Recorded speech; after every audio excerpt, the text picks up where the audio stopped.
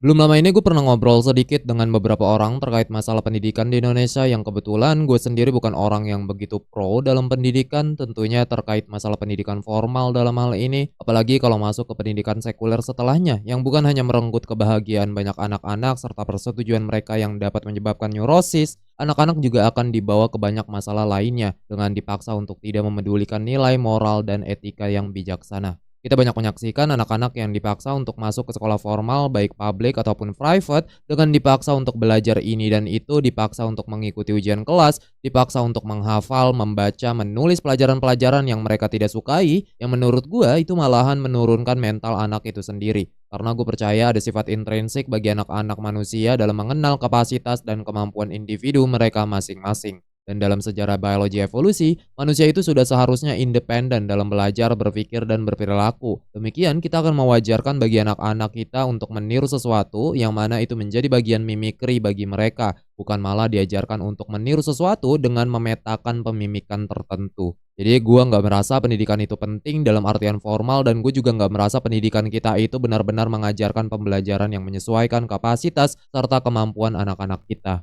Dan belum lagi sistem pendidikan formal pada sekolah publik atau bahkan privat sendiri itu selalu memasarkan pembelajaran yang multidisiplin. Yang menurut gua itu nggak menyelesaikan masalah dan nggak mengasah kemampuan sang anak sama sekali. Melainkan hanya memberikan goresan tekanan mental kepada mereka. Bayangkan ada dua anak, katakanlah yang pertama belajar banyak hal, namun si anak stres. Dan yang kedua belajar satu hal, namun si anak bahagia. Ketika lu stres, secara otomatis lu nggak akan fokus sama pelajaran yang lu coba konsumsi secara banyak. Dengan demikian, lu nggak lagi kompeten dan kurang memahami hal-hal yang lu pelajari dengan banyak tersebut. Berbeda jika lo belajar satu hal, namun bagi lo itu sangat mengasyikkan. Dan secara otomatis, lo itu akan menganggap hal itu berarti bagi lo dan lo itu akan terus berusaha untuk menekuninya. Itu hal yang mendasar gue permasalahkan dalam sistem pendidikan sekolah sekuler sendiri. Yang jelas juga menjadi sistem pendidikan sekolah modern, baik publik atau bahkan privat pada umumnya, yang hanya berupaya mencoba berbagai cara untuk menciptakan robot-robot berupa manusia. Tapi mari kita coba lihat klip video obrolan gue waktu itu dan setelahnya kita bakal obrolin kembali letak permasalahannya. Gue bakalan bilang bahwa pendidikan itu is not necessarily important, oke, apalagi kalau kita ngomongin Oh STEM my atau God. science and technology, oke, karena kita bisa impor scientist dari luar, oke, we don't need that.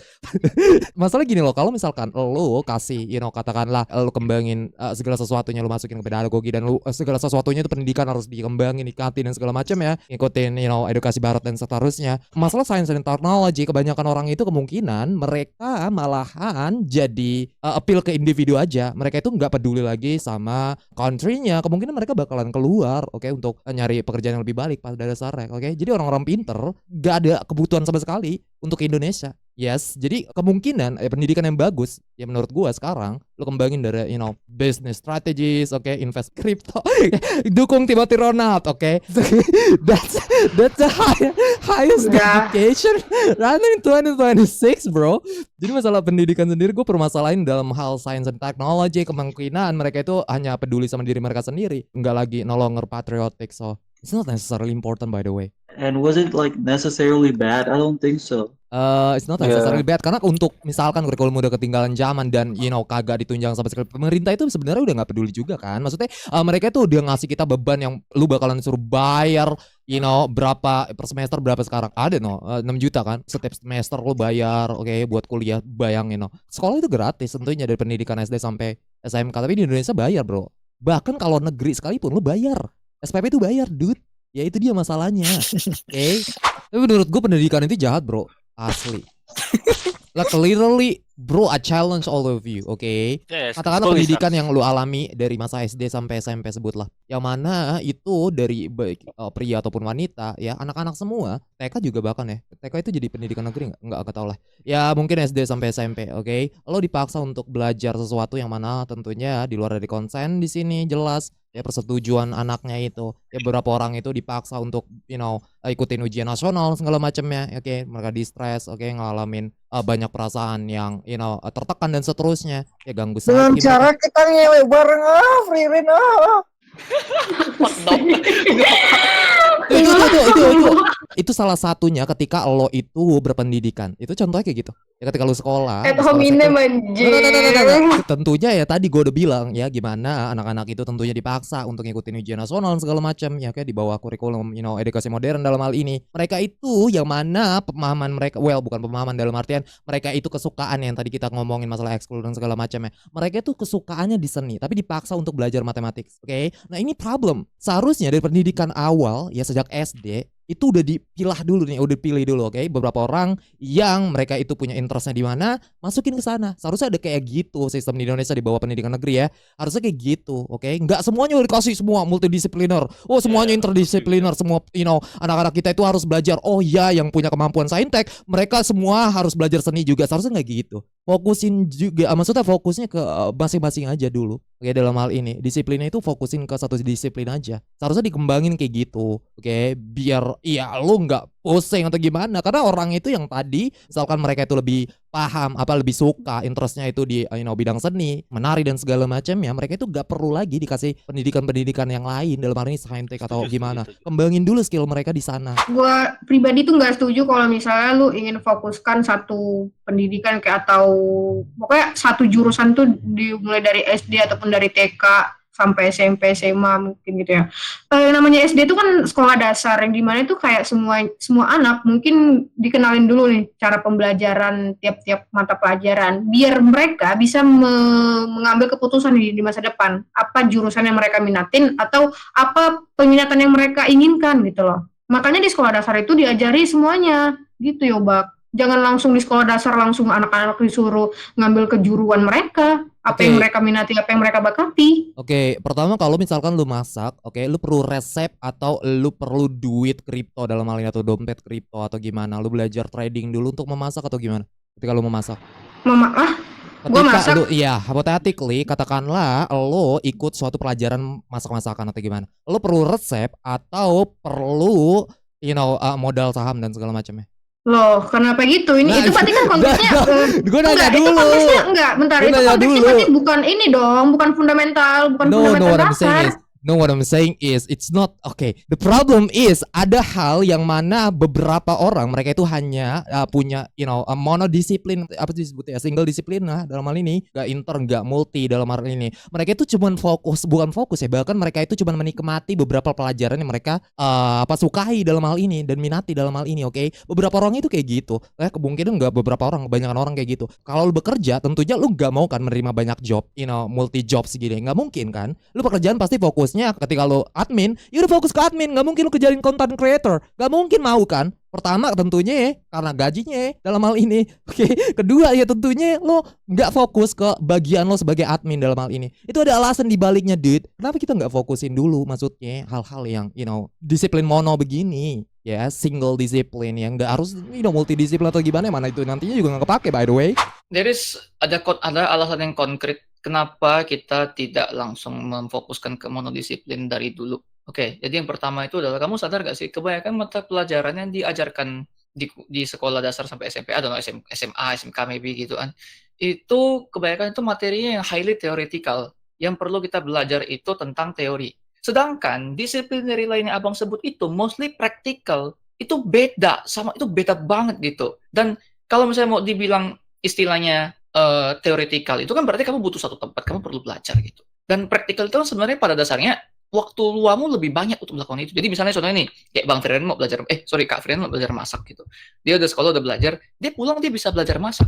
Tapi kalau misalnya dia belajar masak di sekolah, belum tentu dia bisa dapat efektivitas yang sama seperti dia belajar teori di sekolah, begitu. Sama seperti kuliah kok. Kenapa kuliah baru dijabarkan? Karena untuk mendapatkan teori praktikal itu kita harus bisa menguasai mata kuliah mata pelajaran yang highly theoretical dulu. Jadi theoretical dulu baru praktikal gitu. Kenapa di umur-umur SD sampai SMK itu tidak banyak yang praktikal itu?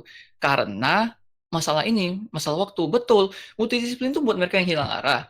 Anak-anak masih lama pilihannya. Makanya SMA, SMK baru mulai difokusin. Karena kalau kita baru lahir, kita memang tahu, oh kita pengen jadi apa gitu. Tapi kan untuk menjadi satu titik itu kita harus bangun pelan-pelan gitu dari teoretikal gitu istilahnya. Kalau misalnya kamu emang ngejar sampai mampus dari SD sampai SMK belajar masak gitu. Kalau misalnya let's say ala kadar contohnya amit-amit lu nggak dapat apa yang lu mau. Do you have a backup plan? Itu nggak ada gitu loh istilahnya. Oke, pertama ya tentunya kalau kita tahu semuanya kurikulum pendidikan kita pasti selalu theoretical dalam hal ini. Oke, ketika masuk ke pendidikan modern lu belajar math, oke matematik itu theoretical, fisika tentunya theoretical. Masalahnya oke, lo katakanlah hypothetically misalkan lo itu mau rekrut, oke, seorang pekerja ketika lo punya perusahaan, lo itu mau merekrut yang punya katakanlah pengalaman 6 tahun atau mau punya pengalaman yang 6 bulan. Milih yang mana? Let's say 6 tahun, oke, let's say 6 tahun, Nah silakan lanjut. exactly, ya itu dia. Karena pendidikan kita baru aja, bukan baru aja, maksudnya mereka itu random belajar segala sesuatunya, yang mana ngedifokusin skill yang mana menurut apa sih jadi bagian ketertarikan mereka untuk nantinya masuk ke jenjang pekerjaan dalam hal ini, oke, jenjang karir mereka masing-masing, alright. Ya itu dia masalahnya, apa tujuan kita sekolah? Ya untuk apa sih kejar masa depan ini, karir, jenjang pekerjaan dan seterusnya, pasti ke situ kan. Gak mungkin lu pendidikan udah hanya sekadar hobi, terbalik justru. Ya pasti kayak gitu. Pendidikan itu ya lo pasti ada target untuk lo melakukan pendidikan dalam hal ini, yaitu dia dengan bekerja oke di bawah institusi atau yayasan atau apapun. Ya tujuan lo kayak gitu. Nah masalahnya itu ya kalau misalkan lo mau merekrut seseorang yang ada yang bagus di bidangnya, pasti lo mau merekrutnya sama orang yang udah punya pengalaman lebih.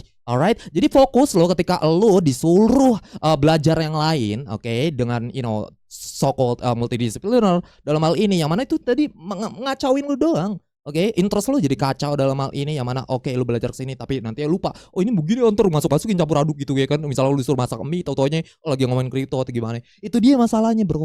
Ada beberapa poin yang perlu gue bahas, namun hal yang fundamental yakni pembahasan sistem pendidikan di sekolah publik dan privat itu sendiri. Yang jelas gue bukan big fan dalam jenis kependidikan formal seperti ini, yang mana gue adalah orang yang pro sekolah rumahan atau homeschooling, karena gue merasa pendidikan rumahan itu lebih fleksibel dalam menentukan bahan pembelajaran, dan pastinya akan disesuaikan dengan kapasitas, kebutuhan, dan kemampuan sang anak. Berbeda dengan sekolah formal modern, apalagi di bawah kurikulum sekuler yang biasanya harus melayani setiap murid dengan kondisi dan kebutuhan yang sudah disetel sedemikian rupa dengan gaya yang kaku dan ketat, serta penuh dengan penekanan dan pemaksaan bagi anak-anak, yang dengannya dapat menyebabkan mereka kesulitan dalam mencerna. Keunggulan lainnya dalam memilih pendidikan rumahan dibandingkan dengan pendidikan formal diulas dalam beberapa alasan berikut. Wiley Handbook of Home Education, sebuah kumpulan kajian komprehensif dalam semua aspek pendidikan homeschooling secara global, membahas temuan-temuan seputar pendidikan rumahan pada anak-anak. Ada banyak alasan kenapa homeschooling itu dipilih menjadi sistem pendidikan bagi anak. The National Center for Education Statistics tahun 2013 mencatat bahwa 91% orang tua memilih pendidikan rumah bagi anak-anak mereka, difaktori karena lingkungan sekolah yang buruk, yang mana sistem pendidikan formal tidak mendukung anak-anak mereka secara moral, agama, dan juga tidak memberikan kepuasan akademik. Dalam kasus lainnya, orang tua memilih pendidikan rumahan pada anak-anak mereka karena pengalaman gejala psikis dan fisik yang dialami pada anak mereka, ketidakbahagiaan mereka, kesedihan mereka, dan perundungan yang dialami oleh mereka. Dan hal lainnya yang perlu kita bahas seperti ungkapan John Holt, seorang bapak homeschooling modern yang menghabiskan bertahun-tahun memantau pendidikan, menyebutkan bahwa pendidikan formal hanyalah tempat bagi anak-anak untuk belajar menjadi bodoh. Mereka datang ke sekolah dengan rasa keingintahuan, namun setelah beberapa tahun setelahnya, sebagian besar rasa ingin tahunya itu sirna. Dan anak-anak sudah seharusnya menemukan cara sendiri untuk belajar, bukan dengan cara dipetakan sesuatu yang mana mereka sendiri tidak menerimanya. John Holt mengemukakan lagi bahwa jika seorang anak menjalani jenis pembelajaran yang umum dilakukan di sekolah formal, itu pun jika anak-anak memang benar-benar belajar di sekolah, maka pembelajaran tersebut tidak akan bersifat permanen dan juga relevan ataupun berguna di kemudian harinya. Berbeda dengan seorang anak yang belajar secara alami dengan mengikuti kemana rasa ingin tahunya itu membawa, memperkaya model mentalnya sendiri tentang realitas dengan apapun yang ia butuhkan dan dapat ia manfaatkan, serta menolak tanpa rasa takut atau bersalah terhadap hal-hal yang tidak ia perlukan, yang dengannya akan terus berkembang dalam hal pengetahuan, kecintaan untuk belajar, serta kemampuan dalam belajar. Tapi kita menemukan banyak kasus bahwa sekolah rumahan atau homeschooling terbukti menekan dan mengisolasi anak-anak untuk tidak bersosialisasi, yang dengannya menyebabkan anak-anak menjadi antisosial. Dan banyak dari mereka yang malahan menderita pelecehan, perundungan, terjadi masalah psikis, mental, depresi, dan lainnya.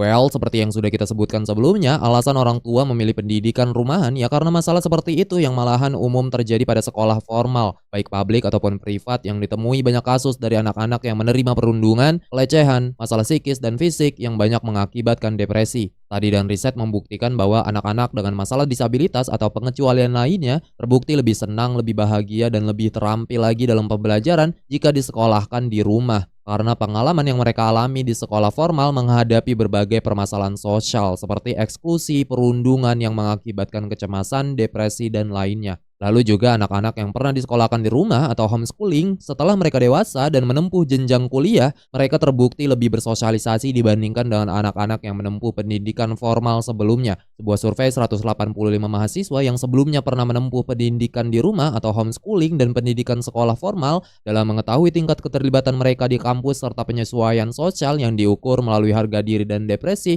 hasil penelitian menunjukkan tidak adanya perbedaan yang signifikan secara statistik antara jenis pendidikan yang ditempuh dengan permasalahan harga diri. Dan mahasiswa yang sebelumnya menjalani homeschooling terbukti memiliki tingkat depresi yang jauh lebih rendah dibandingkan mereka yang tidak pernah menjalani homeschooling. Dan juga mereka yang menjalani homeschooling malahan dilaporkan memiliki prestasi akademik yang lebih tinggi, serta menyatakan memiliki pengalaman kuliah yang sangat baik secara keseluruhan. Tapi kita juga menemukan banyak kasus di mana anak-anak di bawah didikan rumahan yang malahan tidak memiliki keterampilan prestasi akademik, khususnya dalam bidang STEM. Demikian tidak menghasilkan pendidikan yang bagus bagi mereka dibandingkan dengan sekolah formal. Actually, sekali lagi, seperti yang sudah kita sebutkan sebelumnya, pendidikan yang bagus malahan banyak diterima bagi anak-anak yang berada di bawah didikan rumahan. Dan mereka terbukti memiliki tingkat prestasi akademik yang jauh lebih tinggi, panduan moral yang lebih superior, serta lebih terampil dalam kemampuan literasi dan kebahasaan jika dibandingkan dengan didikan sekolah formal. Mereka yang menempuh pendidikan di rumah biasanya memperoleh skor 15 hingga 30 poin persentil di atas siswa sekolah publik dalam tes prestasi akademik standar. Bahkan yang sering diasumsikan bahwa anak-anak dengan pendidikan rumahan memiliki skor yang rendah dalam bidang sains dan matematika, ternyata tidak begitu bagi pendidikan rumahan yang terstruktur. Yang terbukti tetap memiliki skor tinggi di semua tes dibandingkan sekolah formal, dengan rentang skor yang sedang hingga besar. Itulah beberapa alasan kenapa gua lebih memilih pendidikan rumahan dibandingkan pendidikan formal secara umum. Tapi balik lagi, gua hanya orang yang bukan big fan dalam pendidikan formal, namun gue sendiri gak mengecam pendidikan formal sepenuhnya. Mungkin jika kita bisa merubah beberapa sistem pendidikan formal yang ada, gue bakalan sangat senang untuk menerimanya dan mendukungnya. But again, there is still a lot of work that needs to be done. Gak tahu sampai kapan dan kemungkinan gak ada kapan-kapan. Pendidikan kita tetap masih segini-segini aja. Gak usah ngomongin dulu masalah prestasi akademik, fasilitas, dan anggaran keuangan. Kita benahin dulu dari penataan moral pada anak-anak dengan terapin sanksi yang keras dan nyata bagi mereka. Kita sering melihat perkelahian antar sekolahan, tawuran dengan bacok-bacokan, pacaran gaya monyet-monyetan, lalu bunting abis coret-coretan. Belum lagi ngegame, ngebokep, nge-social media sambil ngerokok, nge-alkohol, nge-narko. Aduh, ada banyak pekerjaan yang perlu kita kerjakan selain daripada tentunya masalah keuangan dan fasilitas pendidikan yang kita nomor satukan.